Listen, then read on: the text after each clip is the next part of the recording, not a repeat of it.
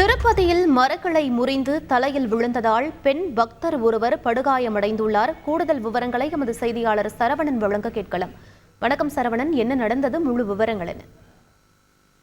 திருப்பதி ஏழுமலையான் கோவிலுக்கு வரும் பக்தர்கள் அருகே மலையில் உள்ள பாப விநாசனம் செல்லும் சாலையில் உள்ள ஜப்பாலி ஹனுமான் கோவிலுக்கு சென்று வருவது வழக்கம்.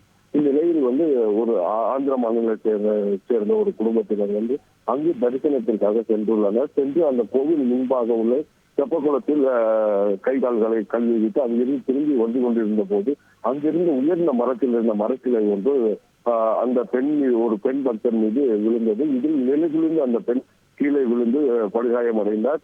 உடனடியாக அங்கு இருந்தவர்கள் ஆம்புலன்ஸுக்கு தெரிவித்த நிலையில் உடனடியாக அவரை மீட்கப்பட்டு திருமலையில் உள்ள அஸ்வினி, அதாவது தேவஸ்தானத்திற்கு சொன்னவங்க அஸ்வினி மருத்துவமனைக்கு அழைத்து சென்று சிகிச்சை அளிக்கப்பட்டு வருகிறது.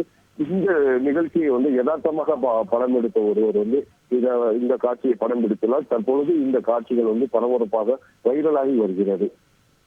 விவரங்களுக்கு நன்றி சரவணன்.